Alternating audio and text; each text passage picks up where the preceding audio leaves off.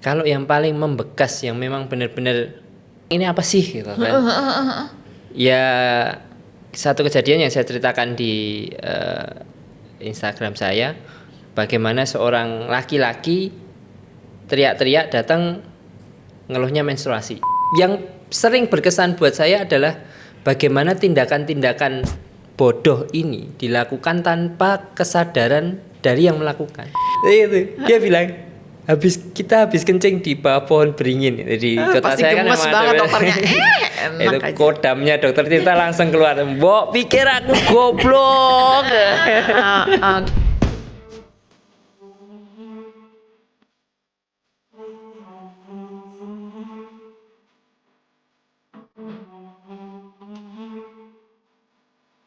Assalamualaikum, welcome back to Lula Unfilter bareng saya Lula Kamal, originally julid.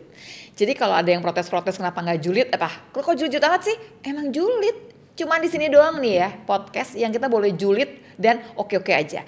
Terus kalau emang ada yang mau ngasih komentar julid juga boleh. Di sini mah nggak kenapa-napa. Nggak ada yang diambil hati lah intinya. Tapi kebanyakan yang saya julidin itu kan saya pengen tahu lebih jauh. Jadi yang barangkali ngerasa kok aneh-aneh dibahas, karena aneh makanya kita bahas. Hari ini tamu kita tuh seorang dokter IGD. Oh, dokter ngapain dokter IGD gitu kan ya. Kalau yang ke IGD itu kan biasanya orang dalam keadaan terjepit dan memaksa, kepepet biasanya gitu kan. Tapi kita nemuin banyak cerita yang aneh-aneh. Katanya ada yang unnatural katanya gitu. Udah gitu juga tempat dimana orang tuh rahasianya bisa kebongkar, topengnya bisa kebuka, nggak bisa tuh dia dalam keadaan jejeritan mah bohong aja tuh, nggak sempet cakep-cakepan ya. Dan tubuh sering jadi alarm dari keputusan-keputusan yang selama ini dianggap normal tapi sebenarnya nggak normal. Ntar ya, apaan aja nih nanti barengan sama Mas Dok. Welcome ya, please welcome. Namanya panjang nih, Dr. Rahmat Setia alias Mac Dok apa Mas Dok? Mas dokter. Mas Dok. Kenapa Mas Dok? Biar kelihatan lebih muda dari usia. Gini ya teman-teman sekalian ya, yang namanya di IGD itu kan pasti pilihan. Kita tanya nih, Mas Dok berapa lama di IGD udah? Baru sekitar 14 tahun. Emang sakitnya apa? Kok di IGD melulu? Nggak pindah ke ruangan, biasanya kan gitu. Sehari 2 hari pindah ruangan dong mestinya. Siap ya, ini karena terpanggil. Berarti kamu udah nikmat dong di situ. Enggak juga. Lo gimana sih? Tapi Ya. gini loh, kontennya itu kan mengenai IGD toh. Iya, betul sekali. Jadi gimana? Ya ngerasa kehilangan jati diri sebagai dokter kalau nggak di IGD. Karena kan pressure-nya, kemudian cerita yang didapat itu kalau nggak di IGD nggak berasa. Nggak sedahsyat berasa. itulah gitu ya. Nggak berasa jadi dokternya kalau nggak deg-degannya nggak di IGD itu nggak ada. Kebayang sih, ini maaf ya, berhubung dokter juga kan boleh dong. IGD itu tempat kayaknya kita tuh mesti mikirnya cepet gitu, karena orang yang datang biasanya dalam keadaan ya udah namanya darurat dengan sendirinya ya. Mikir mesti cepet. Kalau orang yang nggak terlalu cerdas, lolanya gitu, bukan lula ya, lola ya gitu ya, wah nggak bisa. Sama sih sebetulnya kayak yang misalkan pemadam kebakaran juga mesti cepet-cepet tuh kemana. Nah ini juga mesti apa yang mesti dikerjain atau mesti telepon dokter siapa konsultannya gitu ya. Nah kita tanya lebih jauh. Jadi gini, kejadian di IGD yang pertama kali bikin kaget nih dok ya.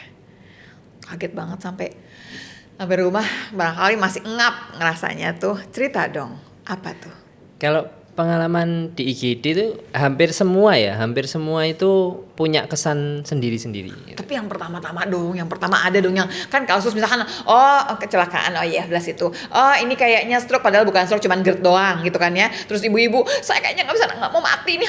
Padahal pas dilihat enggak bu, nggak kenapa-napa, yang gitu-gitu kan ada kan tuh ya, yang model-model begitu kan. Ya. Tapi kan ada yang bisa bikin sampai ya Allah ya Tuhan gitu. Kalau yang paling membekas yang memang benar-benar ini apa sih gitu kan? Ya satu kejadian yang saya ceritakan di Instagram saya, bagaimana seorang laki-laki teriak-teriak datang ngeluhnya menstruasi. Itu yang paling membekas menurut saya. Selain ya ada kejadian lain yang mungkin nanti kita bahas ini dulu yang okay. itu. Ini gimana laki-laki datang, dia maksudnya kenapa dia menstruasi maksudnya? Iya. dia datang dengan keluhan, dok tolong dok saya menstruasi. Oke. Padahal yang kita lihat secara visual ini Laki. seorang laki-laki gagah, badannya badan seorang yang sering ke gym, tapi dia ngeluh menstruasi dok. Ya, bayangkan dulu. Dia tuh perempuan ternyata atau gimana? Dia laki. Terus Ya awal kita juga jangan-jangan kita salah identifikasi, jangan-jangan perempuan tomboy yang dandan seperti laki-laki kan. Tapi kan bentuk tulang dan lain-lain. nggak bisa kan, tetap. Oke lah, kita segera ini kan aja dimasukkan ke ruangan untuk kita observasi, kita periksa. Ya kita periksa. Saya tanya sekali lagi, Mas keluarnya apa? Dok saya menstruasi, keluar banyak sekali. Bahkan saya sudah ganti pembalut 2 sampai 3 kali ganti pembalut. Aduh, apa nih ceritanya? Berarti kan banyak itu kan perdarahan. Kalau kita ganti pembalut untuk perempuan kan pasti banyak, penuh lah istilahnya kan. Mbak diarisi harus ganti. Kita lihat lagi, loh Mas, kok bisa menstruasi? Loh, ini waktu pas diperiksa dia pakai pakaian biasa. Pakai pembalut. Pakai pembalut.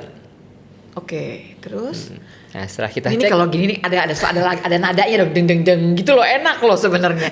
Terus ya kita cek, ya dia memang laki-laki ternyata. Terus tuh darahnya dari mana?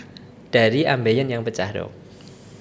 Oh, sedap banget, ambeien pecah. Iya. Itu pecahnya dari kapan? Dia nggak bilang. Dia ngakunya menstruasinya udah 2-3 hari. Paling parah dalam 24 jam terakhir itu makin parah karena dia melakukan hubungan melalui Dubur. Iya, Anus. Tuh. Padahal dia sudah perdarahan. Dia Gimana dok? Ntar dulu dok, saya apa puyeng. Dia udah perdarahan. dia udah perdarahan. Tapi dia berhubungan juga. Dia berhubungan lagi sampai akhirnya tuh pecah, benar-benar pecah, yang perdarahannya benar-benar masif. Sebetulnya sih banyak. kalau dia yang perdarahan dia mau hubungan serah deh ya. Nah temennya yang berhubungan sama dia dong. Ya Allah ya Tuhan. Memang Ini kan orang nih udah aneh nih ya. Ini di atasnya di lagi. atasnya lagi aneh. Dan itu makin banyak, makin sering kita temukan dok. Makanya saya kalau mau pensiun dari IGD itu kalau belum lihat makhluk-makhluk kayak gini kayak. Nanti dulu dok. Berarti kan ini kan LSL ya, laki-laki Yeah. suka lelaki ya, Yeah. LGBT lah kalau orang Yeah. ngomongnya gitu sekarang ya. Tapi gini, itu bukan kasus pertama. Ini kan kasus yang paling heboh. Ya. Kalau kasus pertama di IGD yang sampai bikin dokter, ya udah deh saya di IGD terus deh gitu ya. Itu apa? Ada dong pertama-tama awalnya di 2012 itu. Belum banyak dong yang kayak gini-gini. Apa sama? Semakin kesini semakin banyak. Yang jelas semakin kesini semakin banyak. Oke, nanti kita bahas itu ya, pengen tahu ya saya ya. Tapi kalau kasusnya yang lain-lain? Kalau yang lain banyak dok, kayak kasus usus yang brojol keluar dari anus, prolaps Karena ani. apa? Yaitu yang sering berkesan buat saya adalah bagaimana tindakan-tindakan bodoh ini dilakukan tanpa kesadaran dari yang melakukan. Oke, kita ulang dikit barangkali ya. Jadi gini, selama di IGD itu dokter ketemu kasus laki-laki suka laki-laki itu banyak banget. Banyak banget. Yang tadi ususnya sampai brodol-brodol itu juga sama. Itu juga sama. Nah itu gimana caranya? Kok bisa itu kan lewat bawah keluar? Ya. Gimana caranya? Dia narik pakai apa gitu? Jadi kalau yang saya, ya karena ini pasien aneh ya, Rik, ya. Biasa kan kalau kita di IGD ketemu dengan satu kasus yang menurut kita langka atau ini kan kita pasti ada keinginan untuk menggali lebih dalam. Nah pada pasien ini memang saya gali lebih dalam dan memang dia punya kebiasaan untuk melakukan hubungan sesama jenis, laki suka laki melalui anus, itu sudah sejak lama. Kalau saya tidak salah ingat itu dari usia dia sekitar 15 tahun sampai dia datang periksa itu di usia 25-26 tahun. Dan itu benar-benar ususnya benar-benar keluar dok, 30 cm. Itu kan usus nggak begitu keluar aja kan? Enggak. Kan keluar sedikit aja kan sebetulnya udah nggak asik. Lah tuh gimana sampai dia nungguin sampai 30 cm sih? Itulah kenapa saya akhirnya membuat beberapa postingan tentang ini dok. Karena sebenarnya ini adalah bentuk keresahan hati saya. Bukan sebagai dokter tapi sebagai seorang ayah ya, seorang bapak, di mana ternyata banyak sekali hubungan laki suka laki atau LGBTQ ini yang tidak tahu bagaimana resiko atas apa yang dilakukan, Dok. Bahwa melakukan tindakan melalui dubur itu sangat berpotensi menimbulkan satu akibat yang dan penyakitnya juga banyak satu ya penyakitnya pasti. luar biasa. Tapi bukan cuma penyakit loh gitu sebetulnya. Kelainan yang lain tapi nggak kebayang. Nggak kebayang. Tapi kan tadi yang menstruasi aja, dia dalam keadaan berdarah-darah aja tetap aja masih dia melakukan, campur. ya. Karena Terus, memang ya yang saya temukan ya kalau yang perdarahan menstruasi itu ya, itu dia didoktrin oleh si predatornya, kalau saya menyebutnya si predatornya, bahwa itu is fine, itu enggak apa-apa, itu normal, itu wajar. Gini Dok ya, ini memang dia memang suka sama laki-laki atau dia tadi predator, maksudnya dia memang dipakai, sebenarnya dia nggak suka-suka juga. Dipakai dong. Jadi ada beberapa ya, kayak kalau kasus yang usus brocol itu lebih ke laki suka laki. Tapi kalau yang yang menstruasi ini, dia jadi awal perkenalannya itu dia normal gitu. Dia normal. Kemudian dia berhubungan lewat top up game, Dok. Jadi dia tuh gamer. Itu sering main game, lalu dalam satu permainan tuh mereka bersama tukeran nomor HP, WhatsApp, lanjut ke chattingan, kalau main selalu mabar bareng. Nah, di game itu kan ada fitur top up untuk beli skin atau untuk yang macam-macam itu, Dok. Dibantuin dibayarin lah ya. Bayarin, akhirnya karena ada punya nomor WhatsApp, modus yang paling sering saya temui itu berkirim video asusila yang menampilkan tentang hubungan laki dan laki. Tapi kan ya kalau kita normal, emang kita kebawa, bukan kita malah gitu. Awalnya mungkin seperti itu, Dok. Tapi karena itu kemudian dibiasakan, diwajarkan, sampai di brainwash ya. Ya. Dan di sini mungkin saya menyoroti ketidakhadiran orang tua dalam mengawasi HP, terutama gadget. Saya langsung gini, anak saya kerjaannya main game. Tapi kan sekarang gini, kita pikir kan gamenya kan oke-oke aja, gamenya kita lihat juga nggak ada yang aneh-aneh. Sekarang gamenya mungkin nggak aneh-aneh, tapi teman bermainnya dia yang bisa ngasih macam-macam. Tapi sedikit masukan, Dok, bukan gamenya yang nggak aneh-aneh, kita yang nggak tahu bahwa game itu aneh-aneh, Dok. Gimana? Saya seorang gamer, Dok. Saya suka main game. Dan hampir di semua game itu ada termasuk iklan, termasuk top up, termasuk skin yang ada pornografinya, Dok. Pasti ada. Iya. Nanti suka tiba-tiba, kalau kita zaman dulu namanya stensilan ya, zaman dulu nih, kalau udah tua kan ya. Kalau anak sekarang sih udah nggak butuh begituan. Gimana sih? Kan saya ngerasa, kan saya dari dunia yang beda ya. Maksudnya umur saya udah banyak banget. Sekarang ketemu yang udah Gen Z, Gen Alpha gitu ya.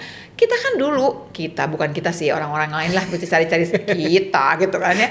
Stensilan itu tuh susah didapat gitu. Orang tuh sampai setengah mati lah nyari stensilan. Maaf, Dok, stensilan itu jadi gini nih, buku-buku porno gitu loh, cerita porno gitu yang nggak ada gambarnya. Nah sekarang gak usah repot begitu, asal punya wifi.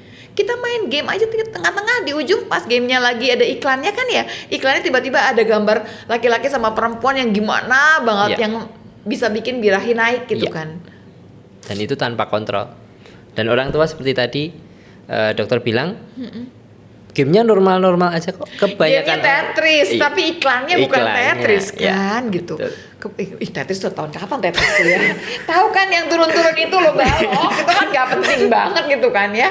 Kan kalau kita lihat anak kita, Mobile Legend, cincai lah gitu ya.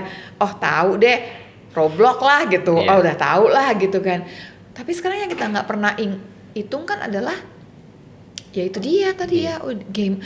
Ini abis ini kita mesti ngebahas sama yang gamer ya. Saya mesti mengejar si gamer ini, ternyata nih buka dunia satu lagi yang ternyata berbahayanya juga banyak. Sangat itu bahayanya ya. Sangat berbahaya. Jadi dia diajakin seperti itu, dia dibeliin, tapi kan masa langsung dikirim-kirimin video nggak asik misalkan, terus dia mau aja gitu. Diiming-iming dong, Dok. Diiming-iming, makanya kan di top up gamenya dulu, dibelikan skinnya. Dan orang-orang ini jago main game, Dok.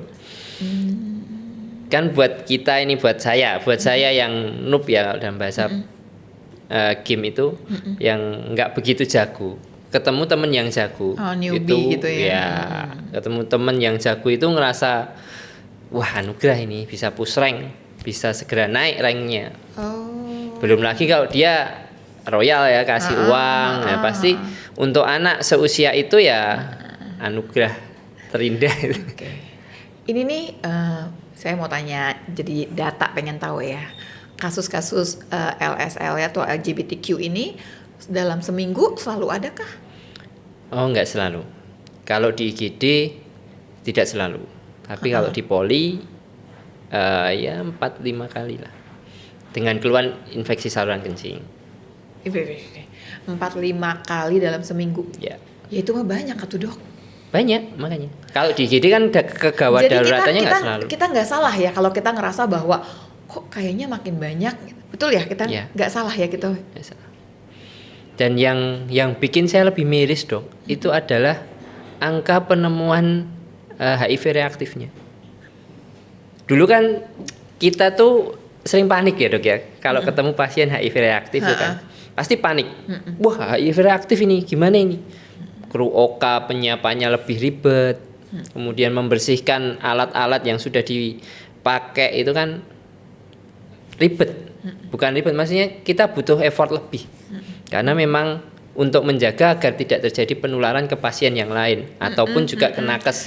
Dan nakesnya juga bisa kadang-kadang kan panik sendiri tuh, berlapis-lapis. Padahal kan ya nggak gitu juga cara penularan gitu kan. Tapi selama ada tindakan kita pasti nakes lebih hati-hati. Ya, dengan memang harus hati-hati ya dok ya. Nah ini kan sayangnya gitu. Belakangan ini tuh kita tuh sudah mulai biasa dengan pasien HIV reaktif. Karena saking mulai sering ketemu. Terus saya ini baru pulang dari satu kota di Jawa Tengah ya, yang puskesmas loh, kita ngomong puskesmas nih ya. Nah di puskesmas itu juga mereka cerita sebegitu banyaknya HIV-nya positif. Karena kan melalui pemeriksaan calon pengantin, Catin. Satu, terus kemudian juga karena mereka di bagian gigi juga mereka kan lebih hati-hati kan. Kalau gigi kan udah pasti dong ya darahnya kemana-mana. Dok, ini ada selalu saya kalau ngomongin HIV ya selalu ada pertanyaan dari zaman tahun kuda gitu ya. Pertanyaannya gini, dok mana yang lebih bahaya? Kalau orang HIV positif gitu ya menggigit kita atau kita menggigit dia? Menggigit kita? Atau kita yang menggigit dia? Lebih kalau menurut saya ya, menurut saya lebih bahaya mereka menggigit kita. Karena kalau kita digigit artinya ada luka terbuka. Tapi kan nggak kena darahnya dia, cuma kena air liur. Ya, kalau air liur memang tidak menularkan. Ini sebenarnya kita mau julit-julitan apa mau apa sih ini? Karena nih pertanyaan paling menyeramkan dan semua orang pasti panik. Jadi saya tuh dulu ditanya sama adalah satu jagoannya HIV, dia cuma nanya gini. Jadi kamu lebih takut kalau kamu ngegigit orang yang HIV positif atau kamu digigit sama dia? Bingung saya nggak bisa jawab. Kalau menurut dia dok, digigit. Itu lebih bahaya kalau kita digigit. Karena kalau kita digigit kan kita luka. Yeah. Tapi dia cuma air liur. Tapi kalau kita menggigit dia, darahnya keluar ke kita. Liur, ya. Nah darah itu lebih nularin daripada air liur gitu ya. Sama air pipis, air segala macam itu kan tidak menularkan lah. Yang menularkan itu adalah darah terutama. Jadi jangan berhubungan, pokoknya underline-nya adalah jangan berhubungan sama darah orang-orang yang HIV-nya positif. Gitu. Tapi kan ada juga cairan tubuh lain yang menularkan dok. Ya iyalah cairan vagina sama cairan sperma. Iya. Sebetulnya kan kalau kita bilang cairan vagina, cairan sperma, ya kan kalau nggak ngapa-ngapain nggak ketemu dong sama ini sebetulnya ya. Tapi yang kalau darah masih mungkin lah. Kalau kita kan nakes berhubungan sama darah. Tapi dok, kalau udah positif seperti itu, kitanya udah nyantai karena keseringan ketemu, merekanya gimana? Reaksinya dok? Dibilangin positif nih pak gitu. Kalau yang saya temui sih masih ada kepanikan. Oh gitu. Meskipun tidak sepanik dulu. Karena memang mereka sudah siap sepertinya ya. Karena beberapa yang saya tanya, masnya nggak takut? Kan ada ARV dok. Jawabannya. Sedap banget ya. Jadi penurunan ketakutan akan HIV itu bagus, positif ya. Dalam artian positif bagus adalah memang dengan konsumsi ARV bisa melanjutkan hidup secara normal itu memang terbuka gitu. Tapi justru ini yang bisa jadi pisau bermata dua karena menurunkan tingkat kehati-hatian agar tidak tertular HIV. Nah, itu yang jadi konsen saya sebenarnya. Karena dia ngerasa ARV-nya ngebantu banget Ya, sih. Tuh 10 tahun aja belum mati-mati juga. Duh enak banget ngomongnya Ya. udah kayak gitu tuh. Aduh, aku langsung yang pusing dengernya. Oh oke. Berarti kan si ARV-nya itu nolong banget gitu maksudnya Ya. mereka kan. Ya. Iya. Padahal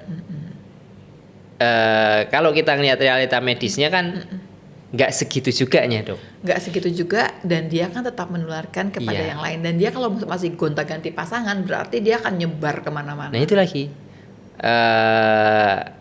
undetected sama dengan untransmitted. Iya. Nah, itu juga kan yang selalu dikampanyekan. Jadi maksudnya begini nih, kalau kita nggak periksa nih, kita kan nggak tahu kan positif negatif, berarti kita nggak nularin, enak aja. Padahal kan tetap aja Yeah. positif tetap positif gitu. Banyak yang gini nggak dong nih, udah nih tahu positif, ternyata dia punya istri, ternyata punya anak. Selain dia laki suka laki juga, nah itu gimana tuh dok? Ya kita cuma bisa edukasi, Dok. Kalau di level itu kan mereka memang sudah, kebanyakan orang-orang yang seperti ini, Dok, itu mereka sudah menyadari mereka salah, mereka berdosa, tapi mereka melakukan, Dok. Oke. Jadi- Jadi memang bukan sesuatu yang dia nggak tahu, bukan begitu modelnya.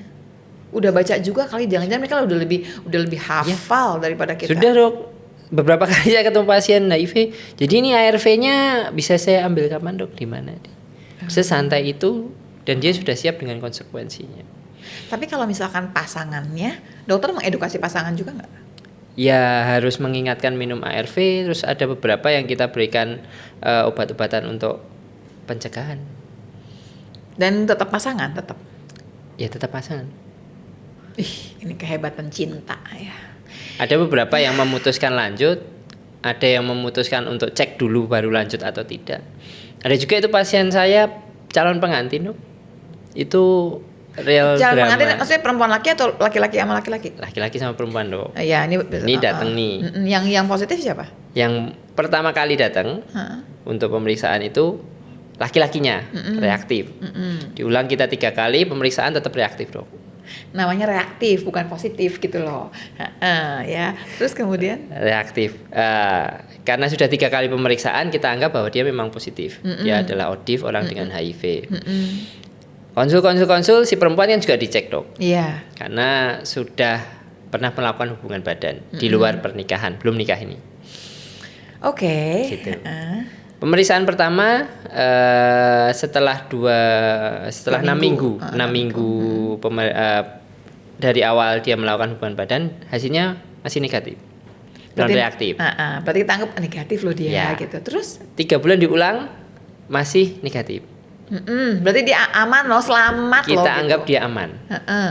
Terus setelah pemeriksaan mereka memutuskan berpisah, Dok. Oh berpisah. Ya.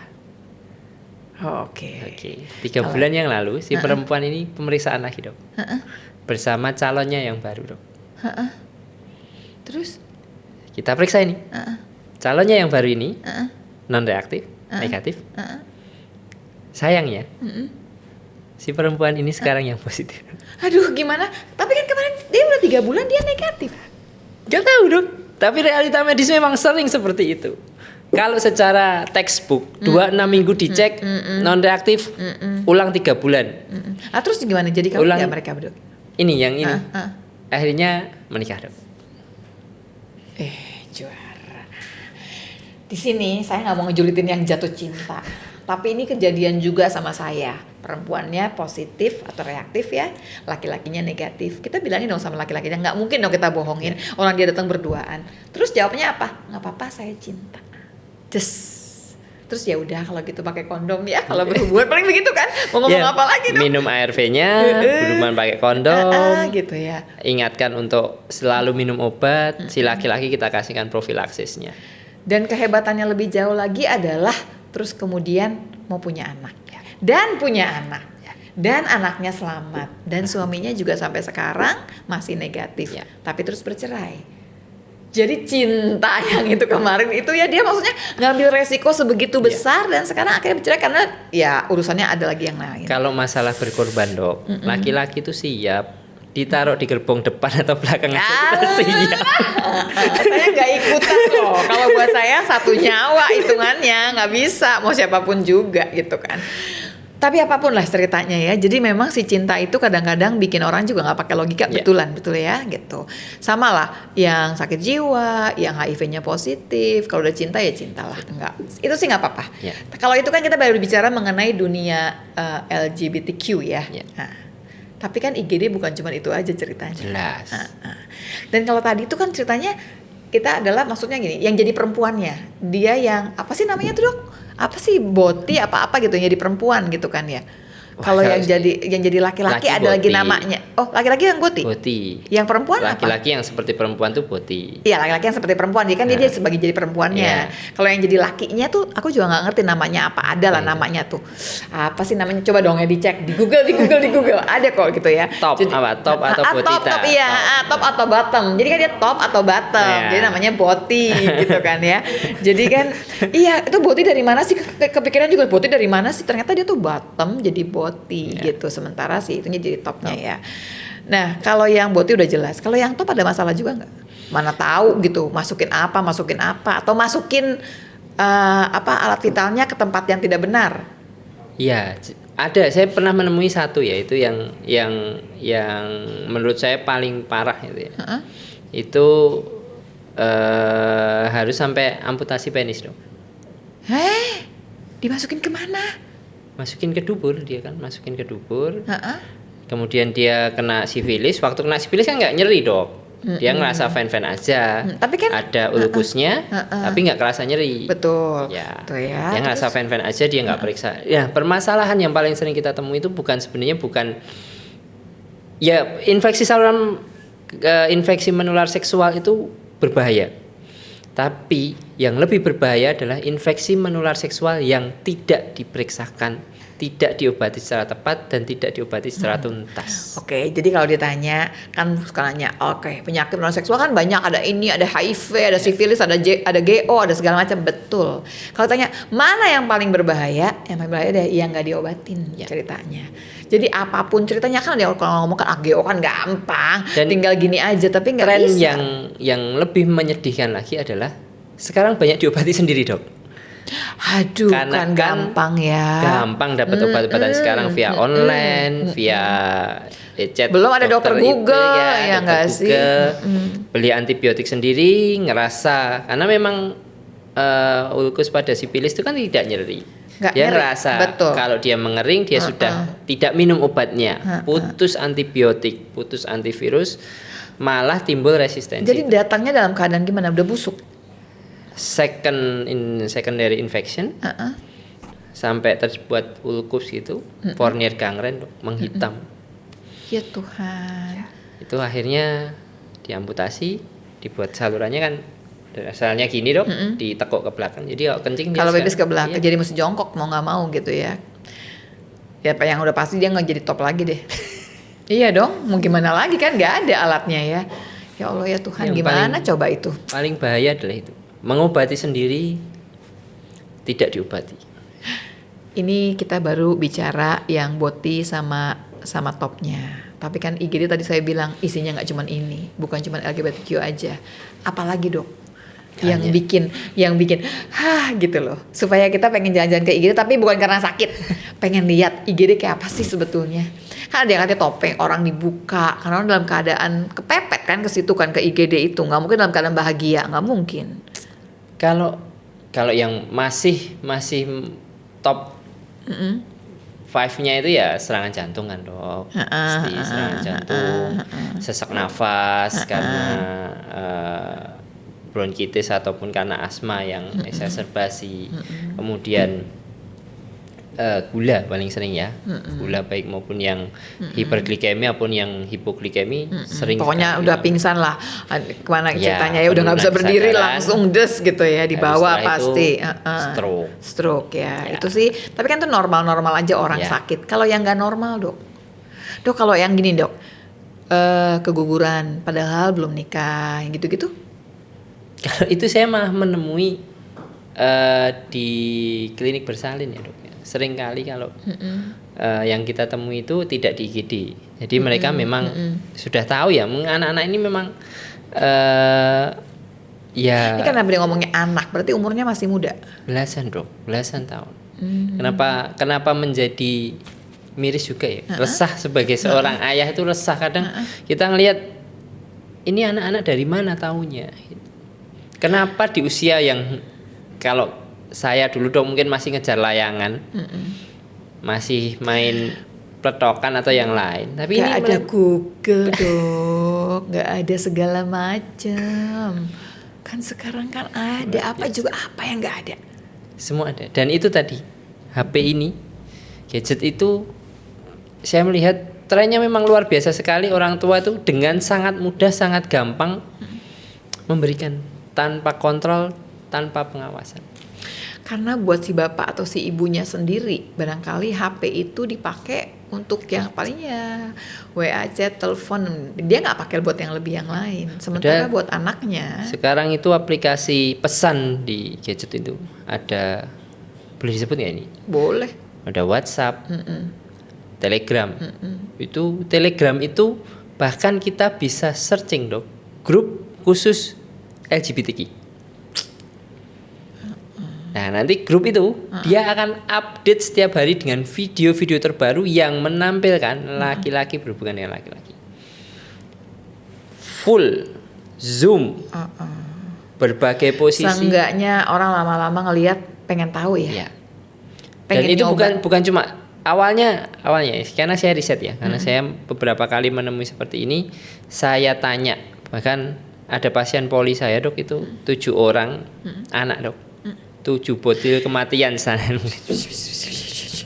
Anak-anak 7 bocil kematian saya nyebutnya dok. umurnya berapa?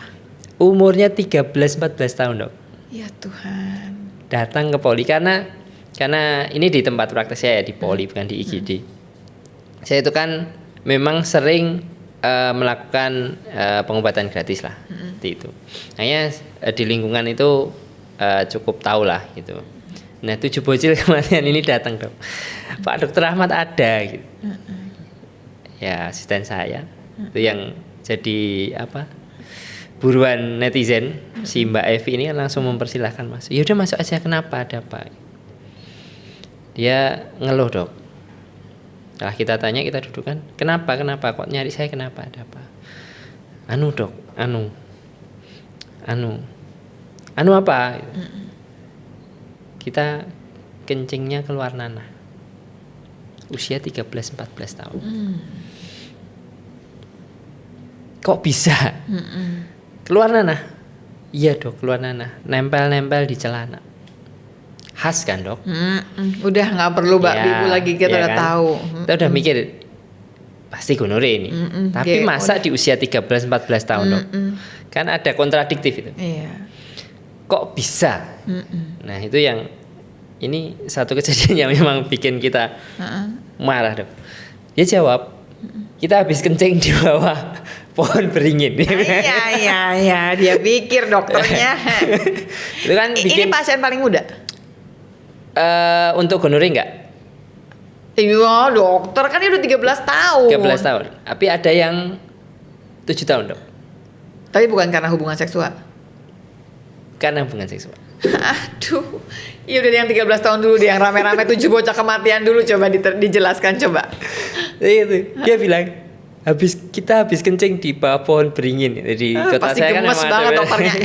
Enak itu aja. kodamnya dokter Tirta langsung keluar. Mbok pikir aku goblok. Gemes. Gak mungkin kalau bohong sekali lagi, sampai saya ancam. Kalau bohong sekali ya ketok manukmu, tak potong burungmu. Akhirnya mereka mau cerita dok. Apa ceritanya? Udah siap ini bener. Coba. Jadi mereka ini punya grup WhatsApp, namanya Pusreng ML.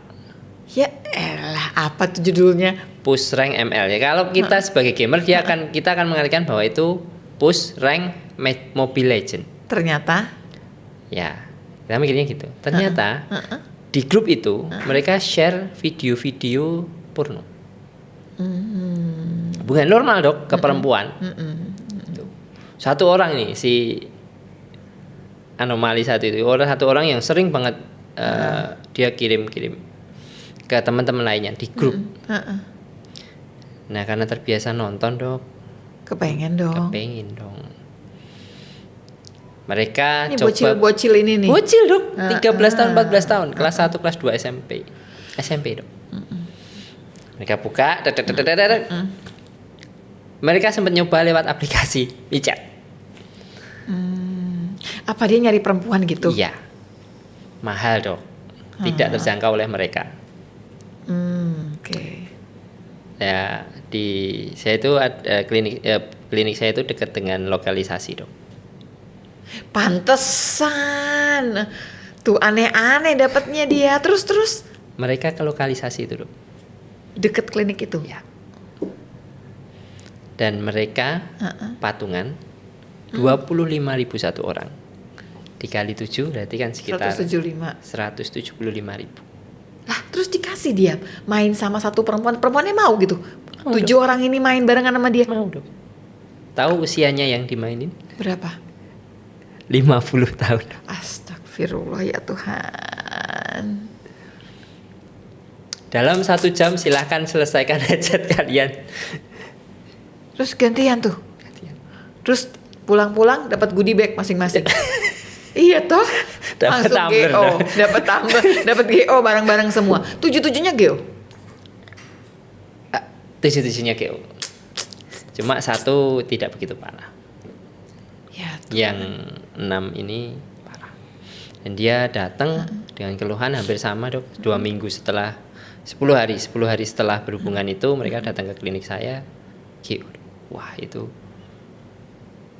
antara mau berkata kotor, mau nyubit pakai tang ataupun yang lain yang ada. Dan mereka nggak tahu kalau itu salah. kok mereka nggak tahu itu salah? Tahu dong kali pas Tahu anak dong. segitu. Kan melakukan hubungan di luar nikah. Kan wajar dong. Banyak yang seperti itu. Tapi kan dia beli. Ya, bagi mereka itu wajar dong. Wajar ya. Wajar. Pasti orang tuanya nggak tahu kan. Nggak tahu dong dok.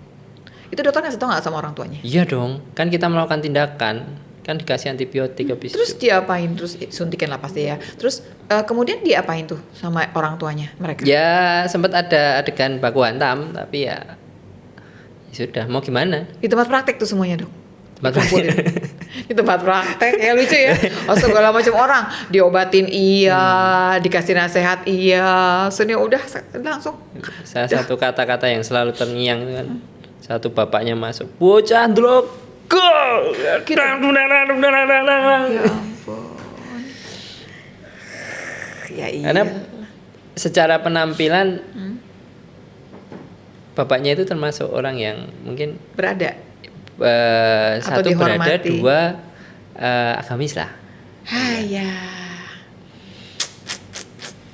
Itu Ini sebelumnya nih ya kita nih hari ini nih sambil gimana ya gitu ya, nggak jadi julitin orang, kita julitin yang kita omongin aja barangkali. Tapi pada dasarnya gini, kalau ada yang nonton ini udah punya anak itu barangkali ya, semua kita nih mesti hati-hati.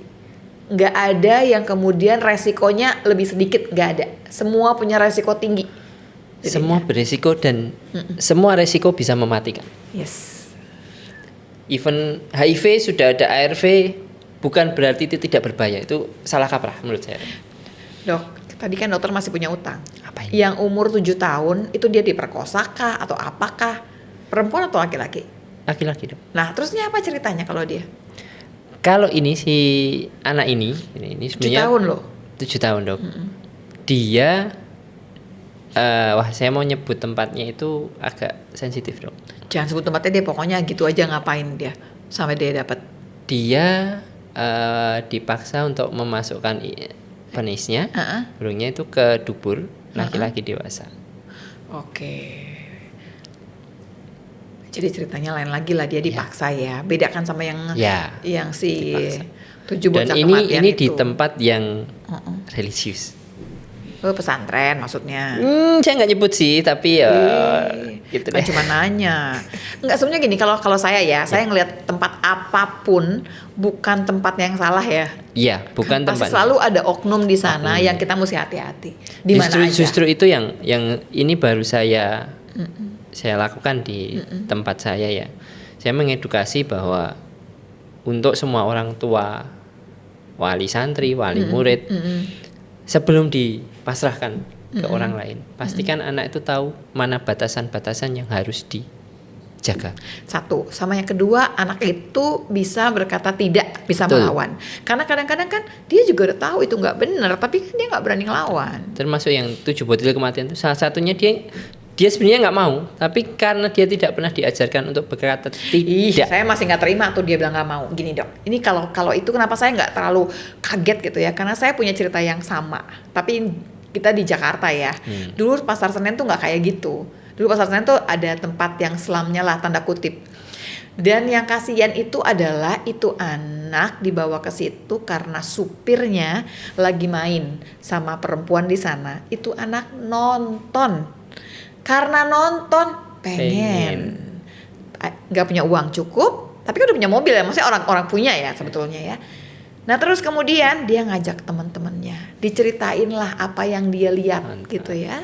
Ajakin berempat sama teman-temannya, sama kumpulin duit, main di tempat yang sama. Yang saya kagum adalah kok si ibu itu maksudnya perempuannya kok mau sih, kan 7 orang atau 4 orang gitu dengan harga yang sama. Ternyata ya udah mau gimana juga. Ya pulangnya memang dapat GO ya, dapat tambahan lah bonus. Nah, waktu itu dia berangkatnya itu ke Dokter Boyke. At that time. Cerita tuh semua. Cuma waktu itu sama Dokter Boyke dibantu. Tapi anak itu yang nyembah-nyembah adalah supaya jangan ngomong sama orang tuanya. Orang tuanya temennya Dokter Boyke, gimana coba, pusing nggak? Lah dia ke Dokter Boyke karena dia kenal gitu loh sebetulnya. Ya kan nggak mungkin. Iya.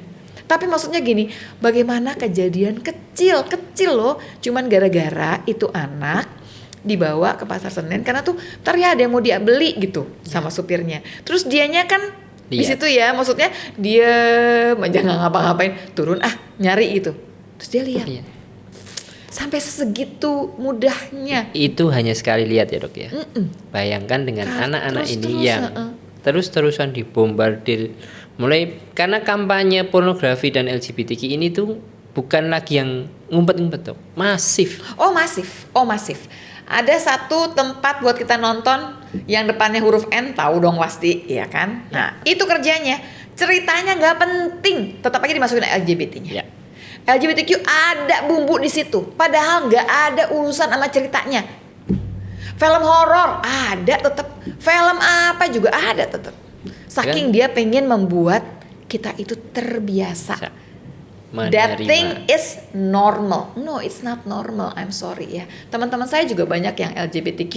Tapi mereka pun menganggapnya itu nggak normal, bukan normal gitu loh. Nggak yang mainstream.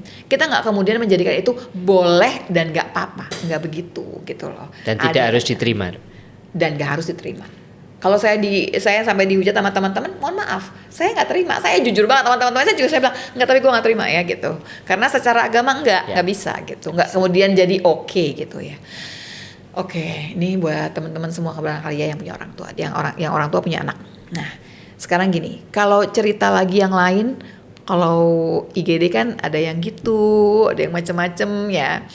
Apalagi yang kayaknya bikin kita, aduh IGD ini ya. Jangan sampai saya jadi dokter IGD juga nih, kayak seru banget. Banyak sih dok. Kalau mau ditanya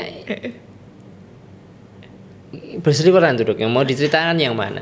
Karena ya itu tadi, kita nggak pernah tahu apa yang akan datang di IGD kan. Yang bahkan yang paling sering pun itu tetap buat kita. Iya, satu kasus itu bukan kemudian jadi nggak apa-apa. Setiap ada kasus baru yang sama, misal si Boti itu aja tuh tetap aja gitu kan.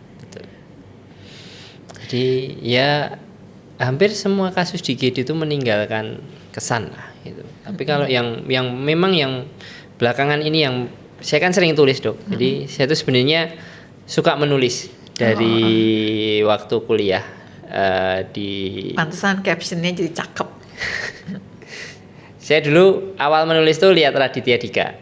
Dia ada persiapan waktu itu rilis buku Kambing Jantan itu dok di Solo kan. Solo. Nah, saya lihat kok penyampaiannya asik. Nah, saya itu sempat nulis. Jadi beberapa kasus itu memang saya tulis dan saya posting kan termasuk itu. Awalnya saya kesulitan ya itu, tapi gimana sih menuangkan termasuk sisi edukasi itu kan sulit dok kalau kita cuma nerangkan ini loh penyakit HIV itu human immunodeficiency itu kan nggak bisa. Orang nggak tertarik gitu. Betul. Nah, saya terinspirasi juga dari Dokter Gia. Bagaimana dia pakai storytellingnya dia gitu kan. Ya itu saya kombinkan antara master kelasnya Raditya Dika dengan Dokter Gia itu. Jadi terus kamu punya dapat lah cara kamu sendiri itu ya. Dan memang alhamdulillah itu menarik attention untuk orang membaca. Gitu. Jadi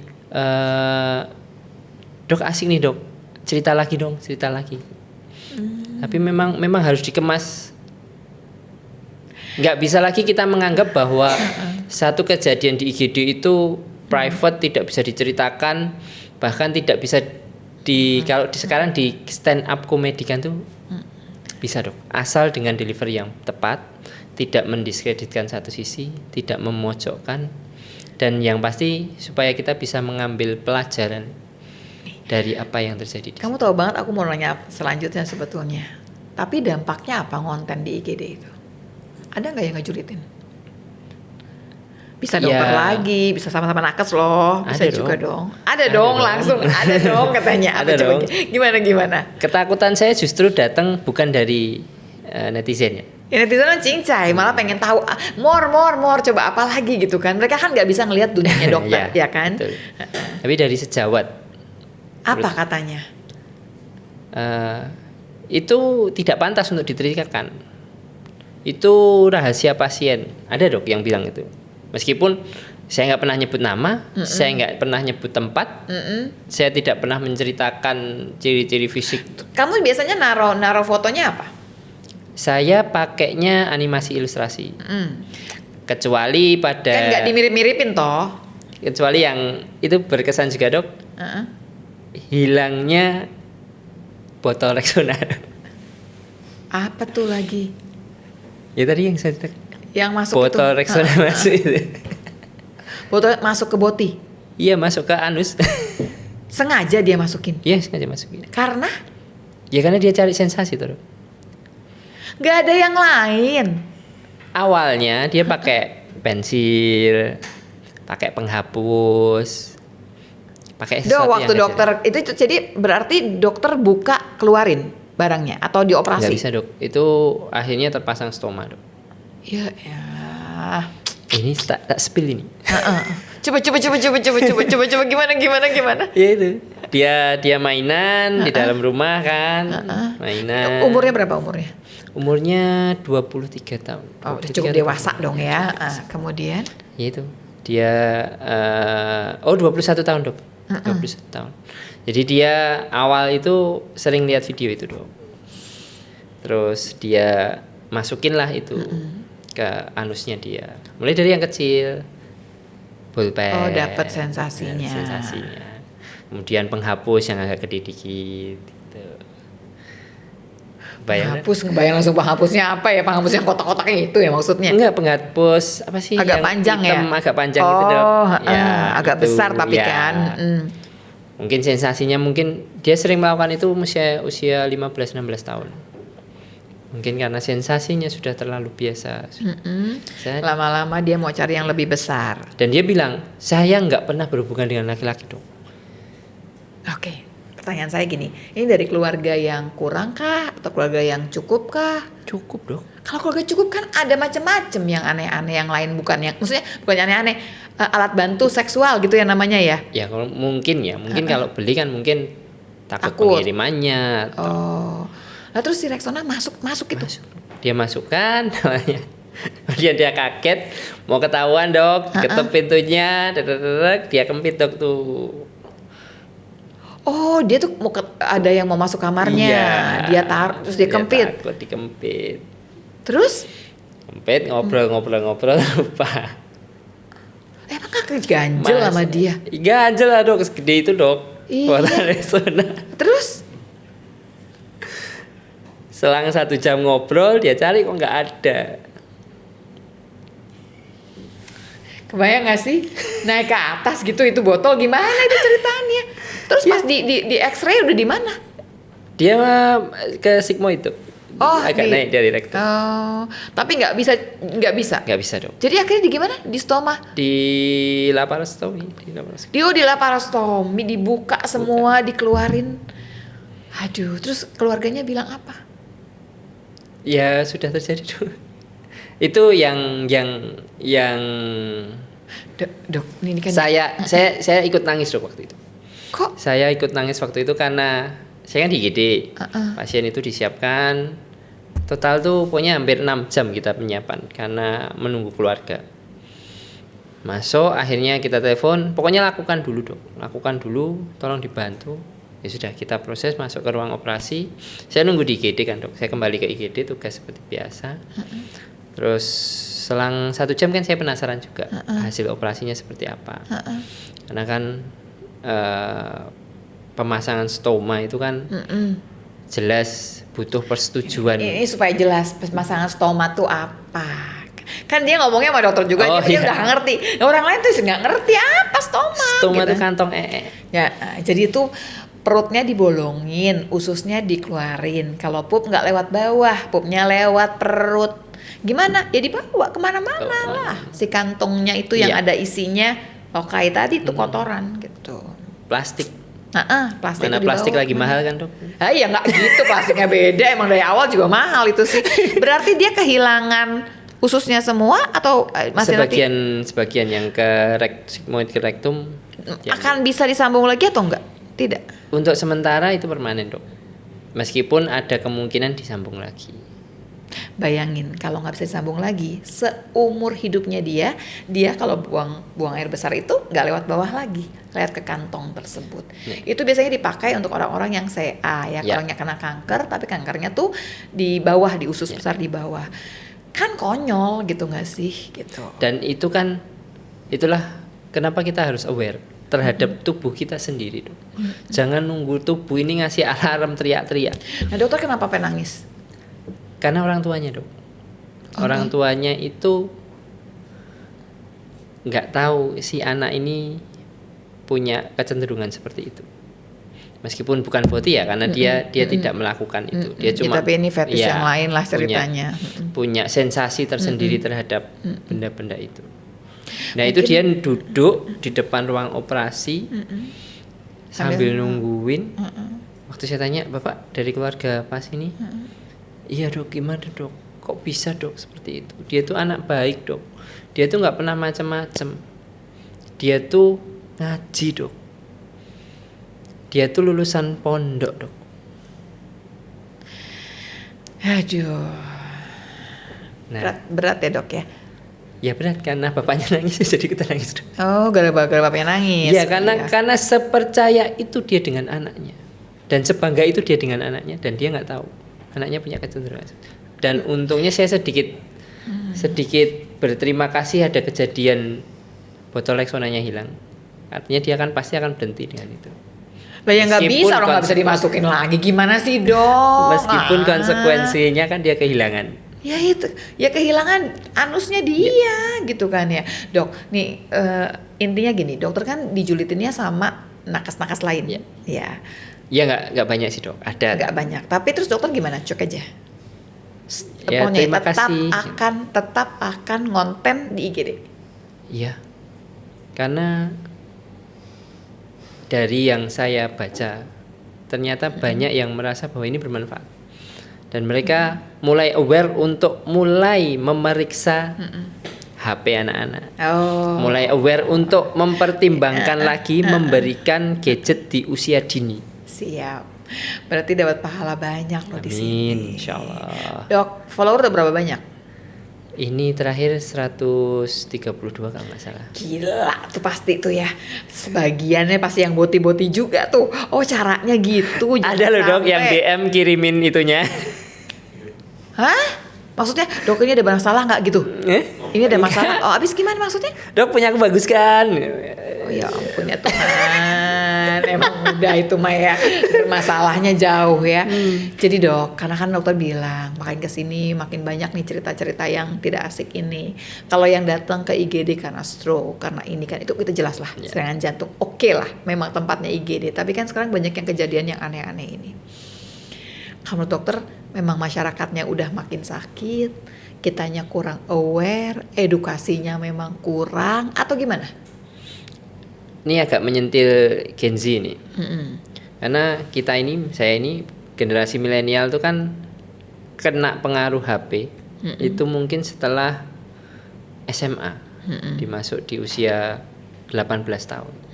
Tapi di anak-anak Gen Z ini kan terpaparnya mereka itu mulai SD gitu. SD dari brojol kali sebetulnya lah. Banyak yang bahkan lebih muda dari itu. Dan memang pengaruh ini, kalau dulu saya tuh dulu juga nakal dok. Saya tuh juga kepingin nonton video porno itu juga kepingin. Tapi seperti yang jenengan bilang tadi kan, kita nggak menemukan akses. Susah. Nyari video porno aja dapat kena razia di sekolah, ya kan? Jadi memang coba kalau sekarang. Ya, sekarang di HP dok. Kita yang video ini yang mendatangi anak-anak kita. Iya. Tanpa bayar, asal ada wifi. Ada wifi. Di rumah, di dalam kamar mereka bisa akses dok. Iya. Dulu kita matikan lampu masuk kamar digedor sama bapak kita. Sedang sekarang orang tua sibuk dengan pekerjaannya karena memang ekonomi memang baru amburadul. Enggak sih, satu lagi barangkali bukan cuman karena kita sibuk, nggak mau banget orang tua ya disalahin, nggak mau. Enggak. Maksud saya gini nih ya, sering banget kita atas nama psikologi anak kita ya, kita nggak berani keras, nggak berani tegas, karena kita harus jaga emosinya anak kita. Well, ya hati-hati dengan jaga emosi, karena selalu ada batasan di mana anak kita juga benar harus tahu ini jalan yang benar, apapun yang terjadi. Saya suka bilang, karena kan saya banyak di bidang narkoba, saya cuma bilang gini, selama masih hidup di rumah kita, masih makan dari kita, masih dibiayain sama kita, peraturannya mari jelas lah harusnya bagaimana ya.